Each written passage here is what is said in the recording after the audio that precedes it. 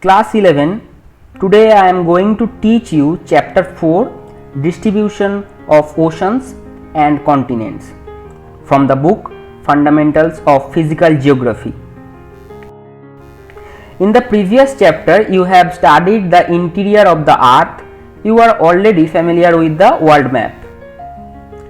You know that continents cover 29% of the surface of the earth and the remainder is under oceanic waters. The position of the continents and the ocean bodies as we see them in the map have not been the same in the past. If this is so, the question arises, what were their positions in the past? Why and how do they change their positions? You will find the answers to some of these and related questions in this chapter. Observe the shape of the coastline of the Atlantic Ocean. You will be surprised by the consistency of the coastlines on either side of the ocean. Many scientists thought of this similarity and considered the possibility of the two Americas, Europe and Africa, to be once joined together. Abraham Ortelius, a Dutch mapmaker who first proposed such a possibility as early as 1596. Then Alfred Wegener, a German meteorologist who put forth a comprehensive argument in the form of the continental drift theory. According to Wegener, all the continents form a single continental mass and a mega ocean surrounded the same. The supercontinent was named Pangaea and mega ocean was called Panthalassa. He argued that around 200 million years ago, the supercontinent Pangaea began to split. Pangaea first broke into two large continental masses as Laurasia and Gondwana land, forming the northern and the southern components respectively. Subsequently, Laurasia and Gondwana land continued to break into various smaller continents that exist today. A variety of evidence was offered in support of the continental drift. Some of these are: number 1, the matching of continents jigsaw feet. I hope you know what is jigsaw feet puzzle. The shorelines of Africa and South America facing each other have a remarkable and unmistakable match. Then second evidence, rocks of same age across the oceans. Radiometric dating methods developed in the recent period have facilitated correlating the rock formation from different continents across the vast ocean.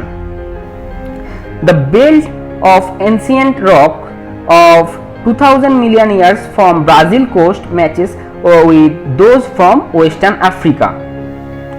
Then the third evidence is stillite. It is the sedimentary rock formed out of deposits of glaciers. Mostly you will find them in the colder region. So the Gondwana land, which is the southern part of Pangaea, which broke into 6 land masses, which are India, Africa, Falkland Island, Madagascar, Antarctica and Australia. Base of all these land masses stillite have been found, which prove that all these 6 land masses have similar history. Then another evidence, which is placer deposits. The occurrence of rich placer deposits of gold in the Ghana coast and the absolute absence of source rock in the region is an amazing fact. The gold bearing veins are in Brazil and it is obvious that the gold deposits of the Ghana are derived from the Brazil plateau when the two continents lay side by side. And the last evidence, fifth evidence, is the distribution of fossils. When identical species of plants and animals are found in different land masses, that provide a strong evidence that everything once upon a time was a single large land mass. Lemur is one such species that is very famous in Madagascar.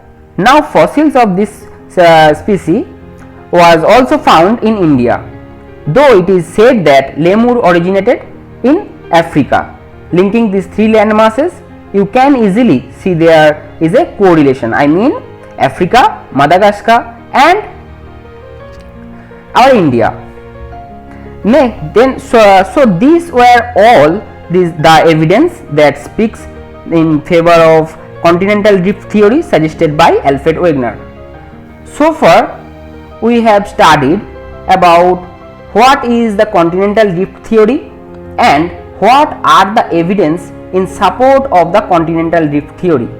Now we are going to read forces behind continental drift theory. Wegener suggested that there were two reasons behind it. Number one, pole filling force, and second one, tidal force. The polar filling force relates to the rotation of the earth. Due to rotation, continents move from polar region to equator. And the second force that was suggested by the Wegener was the tidal force. It is due to the attraction of the moon and the sun that develop tides in oceanic water. So Wegener believed that it is due to these two forces that work for millions of years to breaking of continents. Now there is a twist in this theory. Most of scholars considered these forces to be totally inadequate, meaning they did not find enough strength in these two reasons that was suggested by Wegener, which ultimately led to the rejection of his theory. After the rejection of Wegener's continental drift theory, there was some more research and studies done, which is known as post-drift studies. Students, post-drift studies not included in your syllabus. So just for your knowledge, after rejection of the Wegener's continental drift theory, scientists research on convectional current theory, mapping of the ocean floor configuration, and give us lots of information like ocean floor is not just a vast plain, but it is full of relief due to volcanic activity and plate movement. These some reasons are responsible for continental drifting.